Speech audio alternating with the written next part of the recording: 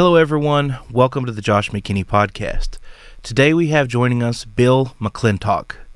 Bill is an extremely talented musician, arranger, and YouTuber who takes two or more songs, combines them into a hilarious yet brilliantly done mashup.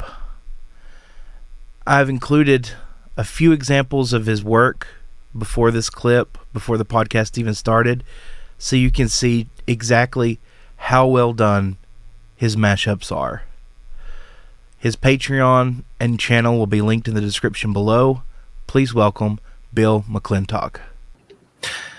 Bill, welcome to the show, man. It's an honor and a privilege to have you. Like we were talking earlier, I'm a huge fan.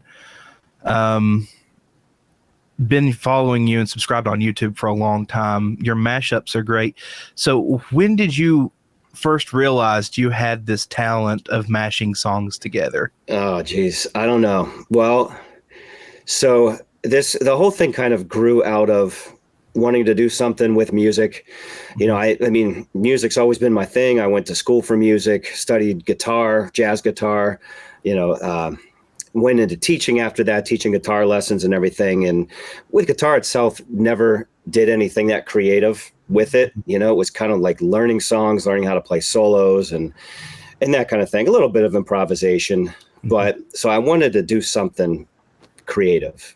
Right. And I'm like, well, let's see, and that kind of came from seeing other people doing them and myself, like, subscribe to people on YouTube and listening to their stuff. And I said, well, I want to be able to do this, and I knew just from my background in music and knowing a little bit about music technology and recording and those kinds of things, I already had a general idea of how to do it and how to go about obtaining vocal tracks or stems or those kinds of things, instrumentals. And, it was basically a matter of once you have that match, once you know the two songs are going to work together, putting them in at that time I was using GarageBand, just real simple stuff. Sure. And I don't know, like the first one I did, it was like, okay, this is kind of cool. Like I using music that I like. And even, when I hear the term mashup, I think of mashup artists typically using songs that are more current, sure. Songs that are just to me, I don't know. I don't follow anything current, to be honest. Like, I don't know. I don't either. Right. Yeah. Like any new artist or anything like that. And it all sounds the same to me. And I grew up with the kind of music that my parents were into, and my dad, really, he was into classic rock and everything. And that inspired me. So anyway, I wanted to do something with that kind of music because there weren't many people at all using older music for mashups. And I thought, well, why not? Let's try that. And so I made one, again, just with the limited knowledge that I had at that time of how to put it together and using iMovie then to make a video. And it's like, okay, this kind of came together. This is kind of cool, So, and that's right when I started my YouTube channel. So that was 2017. And, put it on YouTube, put it on Facebook, and I had some positive feedback, especially on Facebook. And I'm like, well, this is cool, because I never, guitar wise, I never really got any kind of feedback because I wasn't doing anything different. I wasn't like doing anything creative, not creating anything. And it was nice to get that feedback and kind of fueled the whole thing to keep trying these and doing more and more and learning stuff along the way and hopefully getting better at it and all that. So, that's pretty much it. And I'm like, oh, this is cool. Awesome. I mean, once I started getting a following, I'm like, well, maybe there's something to this, and I could kind of keep doing it and getting more followers. And I mean, and I still enjoy them too. It's been 6 years and just most of my free time is still spent like either trying to find a combo that's good, or once I have that, then actually doing and starting to put it together and everything. But I still love doing it. Where did you go to school for music at? I went to Duquesne University, which is in Pittsburgh. Okay. So that was like early 2000s. I was there, and I was a music tech major. So, Nice. learned a bit about sound recording and Mhm. other things, music technology, sequencing, MIDI, Yeah. those kinds of things. So and I had a basic understanding of what tracks are going to look like on a screen once you have like your different tracks Mhm. and how to manipulate them and how to time everything and that kind of thing. So that was back then. I graduated 2003 and went into guitar teaching after that because I just didn't do anything. I didn't get a job in music technology. I didn't know that I even wanted to. I was like, well, Right. I have this degree and like I don't know what to do with it. So started teaching private guitar lessons and then really liked the teaching thing. And then went back to Duquesne again for my teaching certification. Mhm. So I could teach at a school. And that's what I do now. So I'm an elementary music teacher now. Oh man, that's awesome. Yeah, That's it's awesome. pretty sweet. Inspiring young musicians Yeah, to trying pick up to. instruments. That's great, dude. Yeah. That's really great. What DAW do you use now? You said you started out with GarageBand. So what are you working with now? I use Logic Pro X. Gotcha. So it was a pretty I guess natural upgrade. So Right. It's Apple based. Yeah. exactly, and it's laid out really similar to GarageBand. Right. And you could do a lot with it. And there's probably tons of features that it has that I don't even use, but for what I need it for, it does everything. And, not much of a learning curve to it. To be honest, I'm slow with that stuff. It takes me a long time to learn any kind of new technology stuff. Me too. Yeah. It's frustrating, because I was like, I know how to do it in GarageBand, but now I need to take it a step further because I know that once I learn this new software, it's going to be easier. But it was just kind of getting it rolling, and so that's what I use now. I'm in the same boat, really. Like I learned Pro Tools, and I still use Pro Tools, and I hate Pro Tools. Oh, really? Yes. Well, it's got the Pro Tools problems. It randomly crashes and all the fun stuff that Pro Tools does. And it's a subscription model. Okay. And it's expensive. So I downloaded and purchased Reaper, and I was like, I'm going to switch DAWs. I'm going to switch to Reaper because I've heard nothing but good things about it. I've watched hours and hours, countless hours of YouTube videos about it.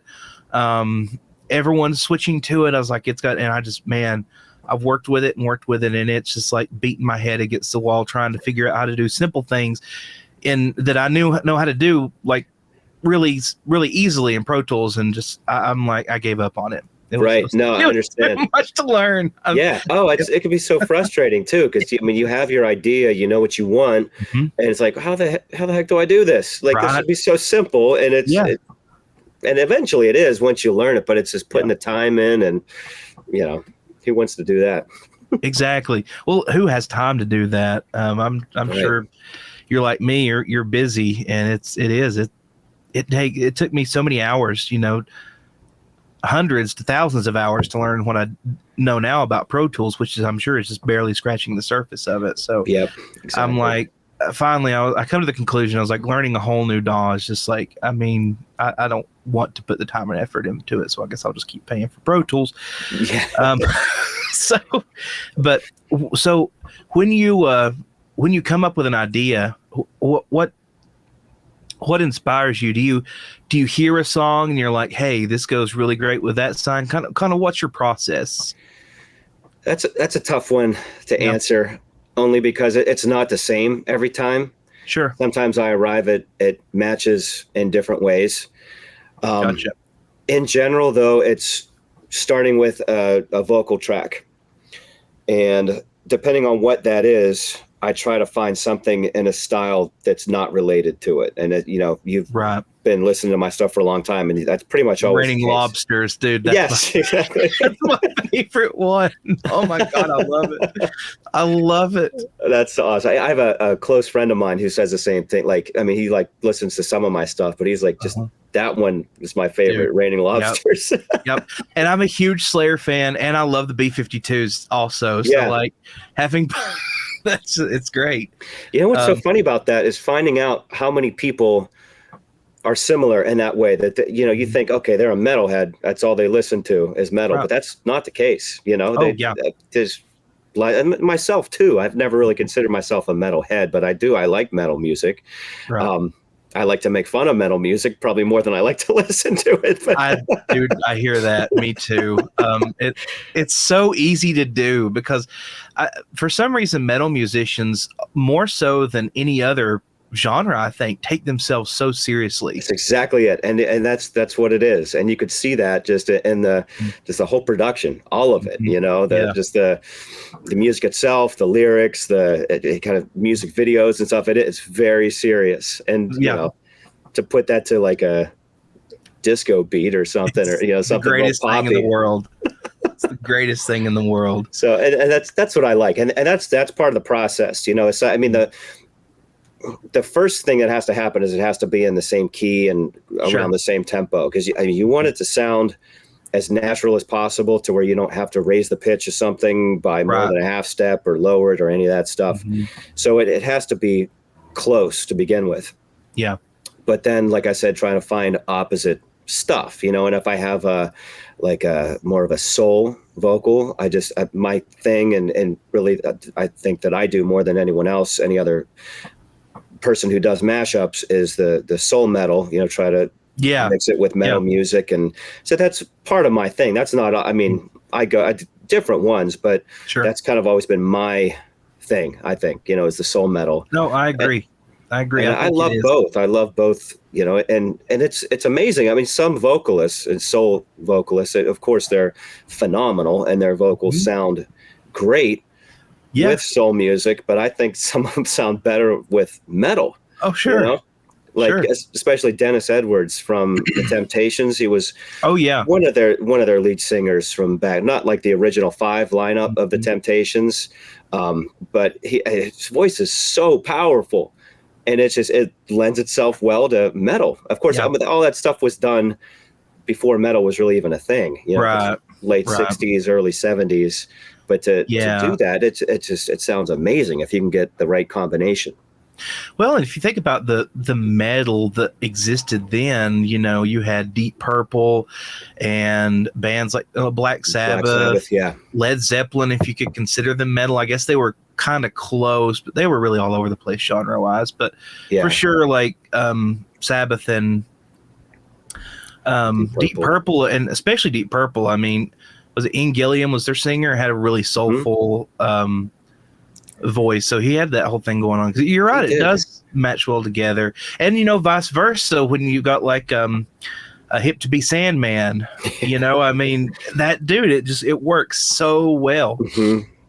I mean, those come up every once in a while. Like, I mean, I feel like everything I do, I mean, like, it works, like they work well together, but every once in a while there's just one that's just, like the two songs are then inseparable. Like you don't want to hear the originals anymore. Like they sound you don't so well together. And it's, I don't even know how to explain that. Because I wish I could do it to that level every single time. Sure. But there's something about that. It's just like there's this magical connection between the two, and it is, and they just sound so good together. Another thing I really love about what you do, and when I noticed this, I didn't notice this right away. This is one of those subtle things that you do that I was just like, wait a minute. The guitar solos you put in your songs are from other songs. Yes. That is freaking brilliant, dude. Oh, thank you. Where did you come up with that? Where did that come from? Because that is great. So the first one I ever did, it wasn't, it was before I started making mashups. So let me think if I can remember which songs they were. I think it was Every Rose Has Its Thorn. So like all the main music to that. And instead of doing CeCe DeVille's solo, it was the Guns N' Roses Knocking on Heaven's Door. Slash, okay. So they were the same key. I think they're both, E flat or A flat or whatever it was. But they're kind of similar to begin with, the songs, as far as this style and everything. But I'm like, well, let me just see like what this sounds like. So I'm going to learn this Knocking on Heaven's Door solo and just play it over Every Rose Has Its Thorn. I'm like, oh, this is cool. Like this works, And again, that was before I did any mashups. But then I started doing mashups and had a few going on my channel. And honestly, I don't even remember the first one that I did. with a whole mix and just throwing in a random solo. But I guess that's where that came from. It's just one time That's great. I put it on Instagram, just like myself playing the solo. Mm-hmm. And it's like, okay, that's cool. But then I feel like that just adds another element to it. And Oh, it does for sure. just a little surprise, you know, you don't know what's coming kind of a thing. And I feel that with mashups, you kind of have to do stuff like that, because otherwise you have the verse, like, okay, that's cool. You know, maybe a pre-chorus, chorus, and then do you just do another verse like the same way you did it the first time? Because then at that point, it's like, well, you've already kind of experienced that, because it's the same. You've already gotten a sense of what that mix is like with those two different songs. Oh, so that's a good point. Yeah. So to do anything different that you can, the second verse, and a lot of times you can take little snippets of the vocals from that original song and do a little back and forth, like, you know, your mashup vocals, and then just a little insert of the original ones, and they're kind of doing a back and forth thing. That's, or even musically putting in a little fill that happens, something like that, just so it's something that's not exactly the same, you know. Sure. And then maybe you're expecting one guitar solo, and instead of that one, you take that out and you do something different. It's like, oh, okay, there's another. Because for me, I mean, that's something that I've enjoyed so much with music, is just the element of surprise. You don't know what's coming next, you know? Well, I think that's what drew me into your mashups, because it was like you were saying earlier about how all current music, to me, and I know I'll probably get some heat from this for saying this, but it's a product.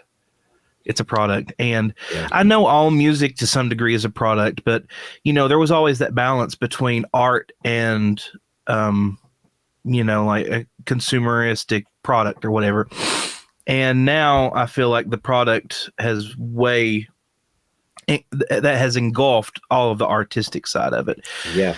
So it's all kind of like cookie cutter. So what works for this artist is going to work for this artist. And really, they're just rebranding the same songs with different faces. It's kind of what I feel like they're doing in music. And you did something so unique and interesting, and that's really caught people's eye. The first time I heard I don't remember which song it was, but it was a Dave Mustaine solo you put in the middle of a song, and I was just like, wait, holy crap. Yeah.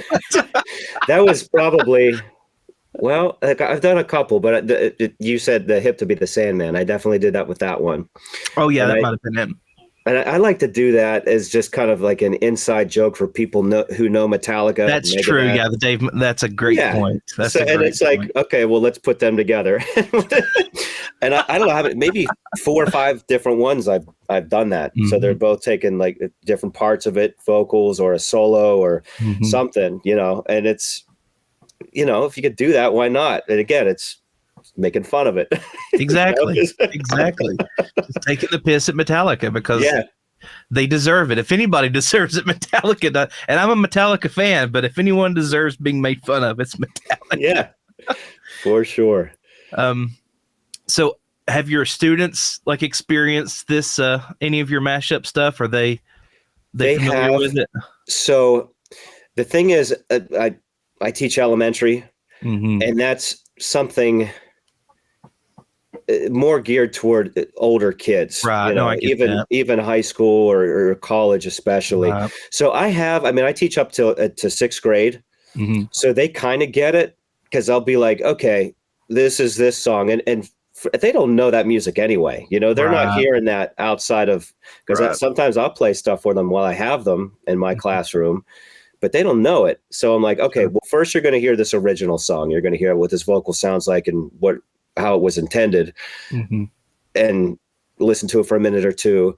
And now listen to this. And like, first I have to get them to realize, like, hey, that's the same vocal. Like, that's the same song that we just heard, but now it's in a different context. And then we talk about that. Like, how does it make you feel differently? Or how does it affect the vocal? Or, you know, does the mood of it change because the music itself change and that kind of thing? So they can kind of do that. But one cool thing, like, there's a girl that I went to college with when I was getting my post back for music ed, and she teaches high school. and like, I'm Facebook friends with her and everything. And so she does like high school band, marching band, everything, but she also teaches a music tech class. So she reached out to me last week and she said that her class got on the topic of mashups. And I guess she said, well, this guy that I went to school with, he has a YouTube channel and he does all these mashups and everything. And she started playing my stuff for them. And so then she messaged me after that and said, like, they're totally into it. Like, would you please come? Awesome. Would you please come to our school and just like talk with them, like, we're doing now, just like with my process and how it all comes together and that. So, I mean, high school definitely gets it. Yeah. Yeah. So sorry, I don't know. There's my door open. There's cars driving by. It was so hot. I forgot to turn the air conditioner on in my studio last night when I left and locked it up. And I've got a bunch of snakes up here too. So like all the heat lamps, it was like 90 degrees when I opened the door. Oh, jeez. So I've got the door open and the air conditioner blowing, and there's cars driving by. But you have a lot of cool cars there too. Is that a Paul Reed Smith? I can see. Thank you. Yes. So I've got there's a tin top. Well, that's actually a private stock PRS. Then I've got the Dusty Waring CE24. Behind that is a Iris Purple tin top Tremonti. And behind that, the teal guitar is the SC Zach Myers. Okay. A Mexican Butterscotch Telly, a American Professional Strat Humbucker HSS, and then a 1996 made in Mexico standard Stratocaster, the white with the turtle, turquoise or whatever pick guard, the perloid tortoiseshell pick guard. And then on this wall here, I've got 1, 2, 3, 4, 5 Les Pauls, a ES335, and a SG. Wow, that's impressive, man. I've got a lot of guitars there. I've got a problem. So there's this disease that afflicts us. It's called guitar acquisition syndrome. Dude, seriously, Google it. It's a thing. It's a real thing. Yeah, it's a real thing. I think actually it was. I want to say it was like maybe Rick Nielsen of Cheap Trick. Maybe, don't quote me on that, but it was some rocker from the 70s that coined that term, and then it just kind of turned into this thing. Yeah, I've got a whole nother wall of guitars over on this side. Wow. And then back here, like it's ridiculous. That is impressive. Well, I've been playing since I started when I was in 4th. I was about 7 when I started playing, 7 or 8, maybe 8. And dude, I've just kept everything I've ever bought, like pretty much. I've sold maybe 3 or 4 guitars over the years. That's not entirely true. Maybe 5 or 6, but I would just buy guitars and I don't know, I would just keep them. Yeah. I love just, and they look so great hanging on the wall. And I probably got somewhere close to like 40, 45, somewhere in there. Guitars. Jeez. I've got maybe 3. Really?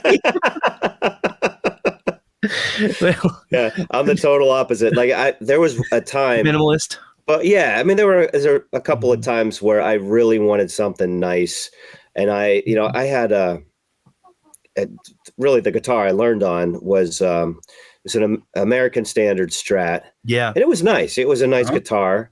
But I wanted other stuff too. And a little later, I got a Les Paul Standard, and then a PRS. I'm trying to think what it's called. I think 513 is what it's called. So it's got like all the different pickup configuration, and a real nice top and all that stuff. And it sounds great. So that was the last guitar I bought. That was 2015, maybe something like that. But I've gotten out of it. Like I said, I was never. I don't know. I was somebody who played guitar, but not really a guitar player, I mean, I think a guitar player is somebody who that's just an extension of who they are, everything comes right from here, just that's through the definitely fingers. Me. Yeah. And I would never really was that. I thought I was, but then I'm like, no, I like doing this mixing stuff to get so much more than I ever liked playing guitar. So it's just become my thing. I love the production side of it too. I really do. I don't know if I like the production side more or less than playing guitar. I like them both, I think, equally. So when I was younger, I got into This is where the conversation takes a dark turn. I kind of got into drugs and went down that road for a little while, and then I stopped. And I think my addiction just transferred to guitars, to musical instruments. Yeah. Yeah. Well, if you're going to have an addictive personality, if right, you could turn it toward guitars, sure, absolutely, it's phenomenal. Well, I like collecting things. Period. I really like collecting things. My first guitar was an old beat up Sears Roebuck Silvertone from the 50s. I still have it. It's hanging up in my living room on the wall. It belonged to my great grandmother. She gave it to me. Oh, nice. And that guitar is sentimental. It'll never go anywhere. I mean, it's far from playable. Those guitars didn't have truss rods in them or any kind of reinforcement. So the strings are literally that far off of the fretboard. But, unplayable. Oh yeah, completely. Yeah. But that was my first guitar. You said yours was a Fender Strat? Yeah, it was, and my grandma bought that for me. It was like really? I have a December birthday, so it was like a birthday Christmas combo, and she spoiled the heck out of me. Sure. So but it was like, and she realized, and my parents too saw that I had a real interest in it, and I took lessons for a couple months before that on a really old guitar. It was like it was a Gibson SG. I don't know if it was I think it was the very kind of bottom line, just it was cheap. It was my dad's when he was a kid, and he didn't play it. I think they wanted to get him lessons, but it just kind of didn't end up happening. And the guitar just sat around for years and years, and it was at our house. And I had a friend who picked it up, and he started playing these Nirvana riffs on it. And I was like, oh, that's really cool. Teach me how to do that. And I learned a couple things, and then I took lessons, and then not that long after that is when I got the Strat. Nice. Kind of did most of my learning on that. What color was your Strat? It was a typical sunburst kind of thing. Yeah. The first Strat I bought was a made in Mexico. It was it wasn't candy apple red. It was almost a maroon, like a crimson color. Yeah. It had a maple fretboard. And that's one of the guitars that I've sold that I wish I'd kept. Cause I loved that guitar. It played so good. Yeah. But yeah, I do miss that guitar. Then talking about starting out on guitars that are horrible to play, I think that really deters a lot of people, children especially, from wanting to play. And that's and when I was teaching, I would have people ask me all the time, well, should I get an electric or an acoustic? And I would just kind of explain that I felt that it's most important for a kid to get something that lends itself to the kind of music that they like to listen to, and, tell them, well, acoustic is definitely harder to play, even if it's set up well and everything like that. The strings are thicker. It's harder to push down and all that stuff. Electric's going to be easier. And I learned on an electric. I got an acoustic later on. And I tell them that too. I said that because I was into rock music, and it just made sense to have an electric guitar, and get something that's going to hold their interest more than anything else, and something that's not terribly difficult to play. Yep. I did taught guitar lessons for a brief moment, and I noticed that a lot of people would come to me and be like, well, what kind of guitar should I buy? And I would always try to steer them in the direction of the best guitar, obviously, they could get for their money. But I've seen so many kids come in with these $100 guitars, and they're just not playable. And I'm like, man, you're really throwing a huge hurdle right out the gate at them. Yes, for sure. And I get it. You don't want to invest a whole ton of money on something that you don't know is going to stick or whatnot. Yeah. But I think parents don't really get that. They don't say okay, well, this is $100, it's a decent amount of money. It's something that can get them started. But if it's not playable, if it doesn't stay in tune, it sounds like crap. And then they're not going to want to do it. No. So if you're going to invest 100, maybe do 300, so it's something that's at least halfway decent. Something playable. Yeah. Something playable. Taylor's really kind of upped their game there. They introduced the Academy series. I don't know if you're familiar with them or not, if you kept up with any of the new gear that Taylor's released. But I bought one just to take out and gig with, because I've got 4 acoustics, one of which is super sentimental. It was my first Martin, and then I've got some higher end Martins and Gibsons, and I don't want to gig with them. So it was $700. Dude, that is one of the best playing, most comfortable guitars I've ever picked up in my life. Wow. And I'm nice. why why does every company not do this? Yeah, for sure. It's I mean, if it sounds great, it plays great, and yeah, and you can gig with it and all that. Yeah, for sure. So moving on, I could talk about gear all day. What does your playlist look like as far as what you listen to on a daily basis? What's what you jamming out to these days? So normally, like if I'm just in the car, I'll have I have the Sirius XM radio. So channels that I'm usually on would be like Hair Nation. That's like one of the first ones on there. Boneyard, so like the hard and heavy classic rock. I'll have classic rewind, classic vinyl, and the groove. And then there's like a disco one. So it's a lot of just stuff that I use typically in my mixes. Gotcha. That's all the stuff that I listen to. So I mean, like some of my all-time favorites as far as rock would be Van Halen. Love Van Halen, Black Sabbath, Deep Purple, any of that older hard and heavy stuff. Motley Crue, I like a lot. Yeah. So that's I love all that stuff. And then on the other side, for like the more soul stuff, I mean, definitely the Temptations. And I'll listen to like a lot of the disco stuff, Casey and the Sunshine Band, Kool and the Gang, Earth, Wind and Fire. Yeah, that's all good stuff. That's what awesome. I like. One of the original members of Casey and the Sunshine Band lives like 30 minutes from me. Oh yeah? Yeah. I don't remember his name. I learned that when I worked for Sears for a little while, delivering and installing appliances, and I went to this dude's house to install his washer and dryer, and there was like gold records on his wall, and I was like, what is going on here? This is wild. So I asked him, and yeah, he was one of the original. I do not remember his name. I'd have to look him up, but yeah, I live in Western North Carolina, and I was like, this dude lives here? What? That's amazing.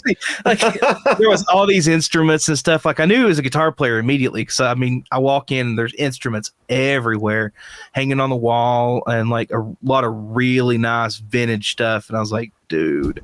Wow. And then I saw the gold records, and I was like, okay, this guy's somebody. He's done something. I gotta kind of dig. And I was like, so you play, and he's like, yeah, I was one of the, I don't know if he said founding members or original members or whatever of Casey and the Sunshine Band. And I was like, holy crap. How cool is that? Yeah. Yeah. Blew my mind. And I'm like, well, I'm going to install your washer and dryer for you. I'm going to crawl around on your floor for a minute. Right. That's really cool when something like that happens. I mean, what are the chances? Yeah. Yeah. It's going to be somebody big like that. Oh, I know. So what was the first guitar solo you ever learned? Oh boy. I think it was probably Nirvana's version of The Man Who Sold the World. Okay. Around the time I was learning, they did that Unplugged in New York album. And that was something. And it was kind of a cool song, because that's what I was into when I was first learning. Right. I mean, I like that music, and it was also very playable. Sure. For someone who's just kind of getting into it. And so that was, I mean, most of that was just strumming chords from what I can remember, and then some of those scale runs that da da da da da da da da, or whatever. Yeah. And then the solo itself was really just on one string. I think it was just on the G for almost the entire thing, and kind of going back and forth. That's what comes to mind. I don't know if that was the very first, but and then I started getting more into heavier stuff. That's when I got into Black Sabbath, especially. I wasn't doing any of those solos for a little while, but at least the riffs and Sweet Leaf and of course Iron Man and any because I had that album, We Sold Our Soul for Rock and Roll. Yeah, so that was kind of a collection of the first maybe 6 albums they did or something. So I learned a lot of those at that time. What was the first solo you learned that you were like, holy crap, I can't wait to show my friends what I can play? That you were like super, like, look at this. You know what? That would have been not necessarily the solo, but the intro of Hot for Teacher. Oh yeah, dude, that the was totally a stuff. solo. Yeah, the tapping stuff. Yeah. Because that's something that's impressive. When you do that, very much so. Or the similar thing, like the part of Eruption. Like I never could play the majority of it, but it was just that ending, the tapping stuff, because it's like that looks impressive. It sounds, but it's really easier to play than the rest of the solo is. Yeah, it is. Yeah, that's funny, but you're right. Tapping is one of the easier techniques to learn to play like really fast arpeggios, right? And people are just like blown away by it. It's so funny. So funny. That's it, and that's when you just you have to show it off. Like, hey, look what I could do, and then you realize every other guitar player does the exact same thing. Right. Like they all have to learn that part of Eruption and how to do the tapping stuff and the solo to One by Metallica. Yeah. Yes, exactly. And that open E thing. Yep. Got to learn that too, for sure. Oh yeah. Oh man, I just had a question. It's just poof, gone. It was a good one too. And I wrote several down, but this one I didn't write down. So I was like, I gotta ask him that. Now it's gone. Okay. Were you like in high school band or anything like that while you were in school? Yeah, we did. Marching band, anything? So I was in jazz band. That was an after school thing, and I did that for I don't know if it was all 4 years. I think it was, because there's like a beginner jazz band and then the more advanced one. So, and that's where I learned how to do all the chords, like reading chord changes and jazz chord changes and figuring out how to do all those voicings and knowing all the ones with like root on 6th string, root on 5th string, and how to kind of move them around and that stuff. So, and I loved that. That was a really cool thing. And I had a few solos for some of the songs that we did there. Like, I think on the Tower of Power song, What is Hip? I think I had a solo on that. And then there was a couple others. It escapes me now. But that was, so that was an after school thing. And then there was a little side project that a buddy of mine, actually two friends, started. One was a sax. I think they were both sax players. It's been so long now. And it was it's kind of a jazz combo thing. There were 9 of us. So it was like it was a little bigger, but horns and rhythm section and a couple of them sang and that lasted not even a year, I don't think, just a little thing here and there. And then there was another group that we just kind of weren't really a band, but we would just play together, and we got something together for a talent show. And the Cream song, what is it? I can't think of it. Sunshine of Your Love. That's the one. Yep. I'm so bad with names, but yeah. So we learned that and played solos on that song, just for the talent show. So yeah, I mean that's and really it's just here and there, just things, and that's another reason. I mean, for me, why I love doing mashups is I don't like being in front of people. Up on stage. It's not my thing. I don't dig that at all. Gotcha. And I've only done a handful of gigs in my life, and it's like, you learn all this music for it, and and you do it, and like afterwards, like, yeah, that was awesome. Like, I did. You feel a sense of accomplishment, but like, during it, I was like, I'm just uncomfortable. It's just not. All those eyes on you, kind of, and it's like, no. I like doing stuff just on my own, just kind of preparing it, putting it together. And that's another thing too. I'm like, I hate group projects in school and that kind of stuff. Yeah. I do my best work on my own, and it's always been that way, and I think especially when it comes to creativity. Sure. And that's so difficult for me to accept someone else's input. Like I want to have complete control over this and do it exactly the way I want it to be. And, and so that's why, I mean, all those things come together and I'm able to do that with mashups, and it's always been making something that sounds new, but it's familiar at the same time. So, the 2 songs, but it still sounds like something that you created, yeah. so to speak. And it is. I mean, it is something you created. It's because it takes a lot of talent to not only do what you do, but just to hear it and be like, that would go good with that, and match the vocal tracks with the music, and vice versa. It takes a lot of talent and a really, really well trained ear to do that. When you were in jazz, in your after school jazz band and stuff, did you learn how to like read notation or read charts? Yeah, or both? Never well. I wish that I could like break that stereotype of guitarists not being able to read music, but unfortunately, I was way better at figuring stuff out by ear. Sure. Notation was never my thing, but I like the challenge of especially like jazz voicings. And trying to figure out, the upper extensions and everything that's there, and trying to get them on guitar, even if it's not like the original thing I'm listening to was maybe on a piano or something, but trying to figure those chords out and labeling them. And the thing that I enjoyed most and just in the college experience was writing charts and using Finale, that notation software. And I was in guitar ensemble. So it was like you had to take an ensemble every semester, and I did choir for like the first couple of years, and then guitar ensemble was after that. And one of the requirements for guitar ensemble was you had to write a chart. And so I'm like, okay, I'll try this, And one of my friends and I, we did play that funky music, and we got that together for we wrote out the 5 different guitar parts and a bass part. We never really did a drum part. That was not because the drummer would just kind of know what to do, and we wouldn't have to tell him what, so, but we would do the guitars and the bass.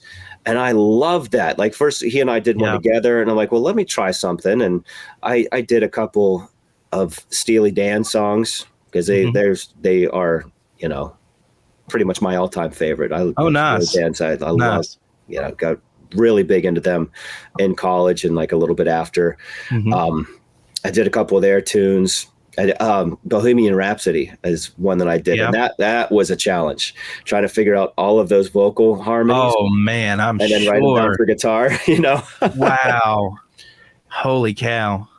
So, and that's and I love that. I would stay up, all night and just hyper focused on this and figuring out what are, and I wanted to do it without any kind of external reference. So like, okay, what is it on guitar or what is it on piano? I wanted to just try to hear those things and figure out, okay, now what where's that going to, so it took me forever because I'm doing it in like the most difficult way possible. Whereas I could have made it easier on sometimes I'm just that way. I don't know why, but, so yeah, I mean, I had the whole chart down. We played it, and of course, I gave myself the solo since I wrote it. Why would you not? Right, I would. and that was cool because we performed it a couple times. Once for like our main concert, and then I think there was a separate one that there was like a separate class of kids who had to take a music appreciation course,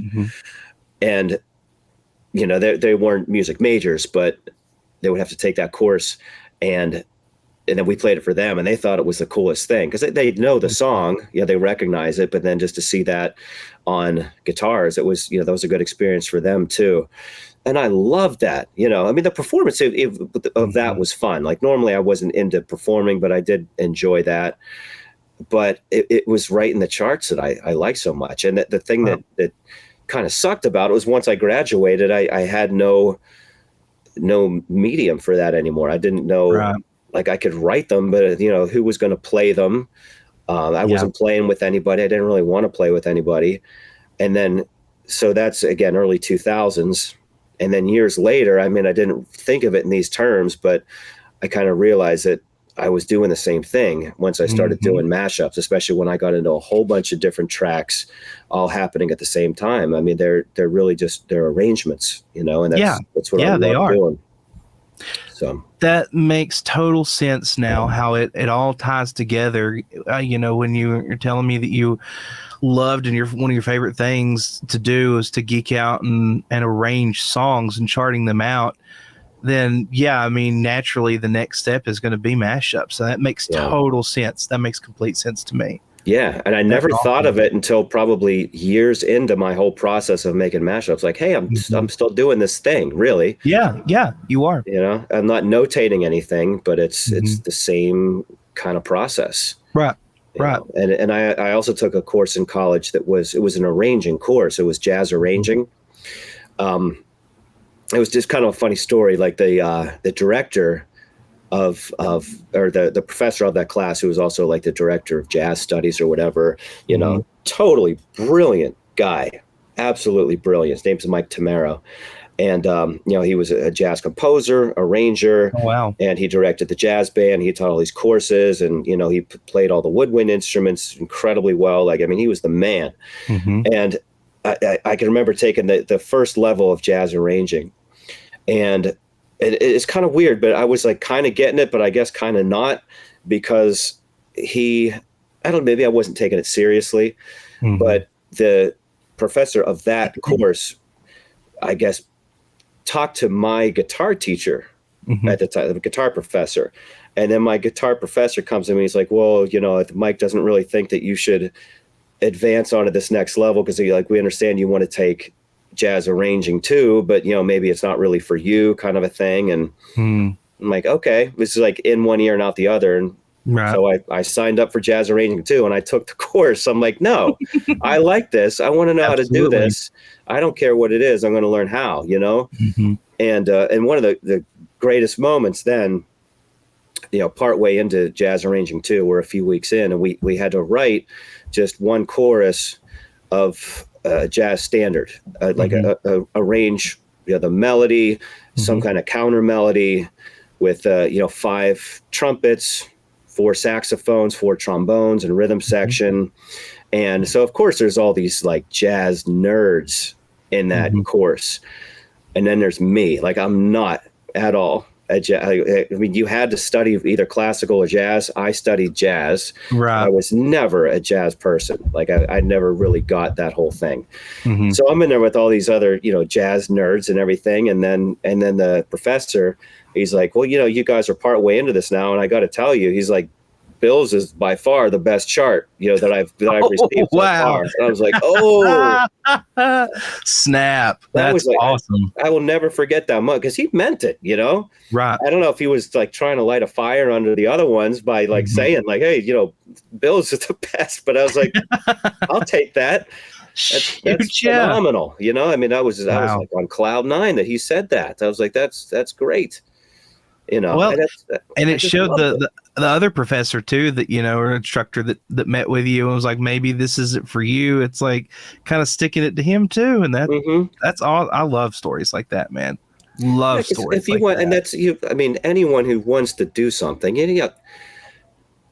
do it. Don't let somebody say, "Oh, you can't do this. This isn't for you." Absolutely, 1,000%. Yeah, and do it your way. Do it, and that's it. You don't have to necessarily fit a mold, and that's the thing. No. When you go to school, like you have to study all of these things, and they labeled me as a jazz guitar player because I had to be, and I wasn't classical. Like, I mean, so I did jazz, but that wasn't me. And it was like, okay, well, you have to learn all these tunes, you have to be able to solo over them. And then once you graduate, you're going to take all this knowledge and you're going to gig a few nights a week, and because that's what a typical musician does.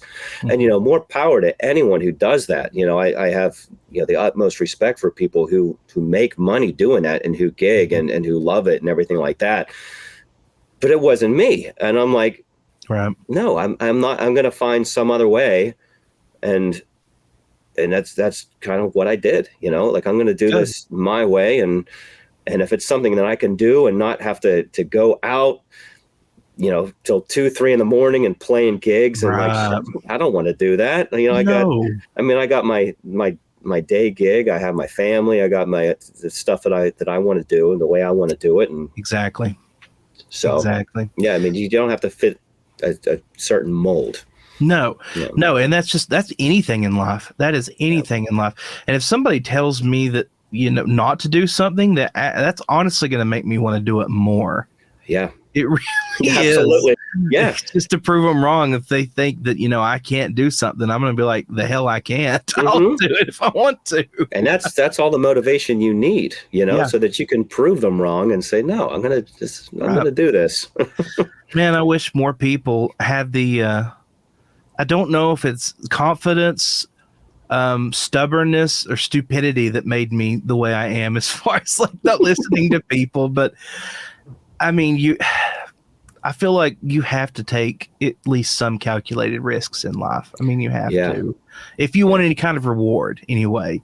To me, life is all about meaning, and to have a meaningful life, you have to take risks. I mean, you just have to. For sure. Yeah. Because you don't know how it's going to turn out, you got to take that chance and see, and if you fall flat on your face, then okay, regroup, figure something else out, but at least you tried, and at least Yeah.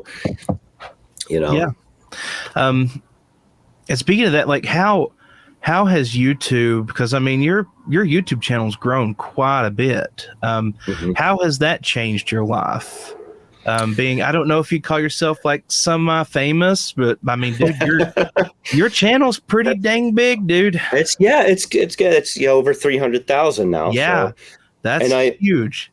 I never thought that would ever happen, and it's funny because I was at my friend's house last weekend, and we're sitting around just playing Nintendo. He has a working Nintendo. That's awesome. At his house from the 80s. And some of the games that still work. We're sitting there playing Mario 3. Please tell me he has Duck Hunt. Which they do, but the gun apparently doesn't work. It's like the one thing that doesn't work. Oh, you need it. Yeah, but just a side note, just about that, it's ridiculous, like how your brain changes as you get older. I'm 42 years old. When I was playing that game, Mario 3, I was like, 9, 10, something like that. I could beat it so easily, It wasn't even a challenge. Like, blindfold me. I'm going to beat this game. This is so easy. Trying to do it now, it's the exact same game. Nothing has changed, except I'm 30 years older than I was then. And it is so hard to do. I know, like man. Just the coordination and trying to remember, like on those levels, like, the maze ones where you have to go a certain way, do things in a certain order, that thing. You forget all of that, and it was ridiculous, and we're getting so frustrated. But anyway, get back to what you asked me. Like, so there were a couple other friends there, and they're like, dude, you're like famous now, like doing podcasts and stuff. Yeah. I'm like, no, like when I think famous, you're walking down the street, somebody knows who you are. Right, like that has yet to happen. Because I mean, no one knows this face. Yeah, I don't put that on my channel. It's not on my videos, so they don't know. I've never really had the desire to appear in my videos doing something. That's just put a face with the channel. No, I get that. Yeah. So like nobody knows me that way, but I mean, there's like, I guess people know at least some of the work that I've done. Like they might not necessarily know my name or anything, but just that, okay, like this thing exists, and there's certain like celebrities who have shared stuff that I've done. And like Jimmy Kimmel tweeted the Hip to Be the Sandman when I first did that one. So it was kind of neat. Yeah. That's awesome, man. Yeah. Wow. And then recently, I got a message from somebody who said, dude, the Black Sabbath and Wham one that you just did, Geezer Butler just put that on his Facebook page. I'm like, get the hell out of here. So like I looked and like, sure enough, like there it is. I followed him and I saw it. I was like, and that's honestly, when I saw that, I was like, okay, I got to reach out to this dude and like talk to him before he gets too big to get in touch with. Dude, that's cool as shit. I think that's the most rewarding thing when you're doing stuff and you're making fun of them, really. And he had such a good sense of humor and he found it funny and he's like, this is hilarious, and he puts it on his page because I mean it's him, and the Black Sabbath footage had a lot of him in it, and he's just kind of, I mean, it's Children of the Grave, but he's kind of, and to put that with Wham's music is, it's, you know, it was, so I'm just glad that he found it funny, and no one's ever really come at me with anything negative. I mean, sometimes you'll get like videos blocked or taken down or things like that, and you never really know why that happens, like who complained, if it was an artist or just the record company. But or even if the algorithm just caught it, because I've had that happen so many times, man. Just doing podcasts, like I went through and commented. I did commentary on a Watch Mojo list that was on YouTube, and my video gets taken down, and I'm playing the Watch Mojo video that has songs in it. And I was like, really? Watch Mojo's is up there, and I'm just commentating on there. But it was blocked, and it was several songs, so I peeled them all and everything, and it unblocked some of them, and then it was just finally I just wound up taking the video down because it would notify me every other day. It's like, oh well, they've decided again to block this section, and I was like, well, it just ruined the whole video. It's so irritating. Dude, it is. I had a kind of a similar thing.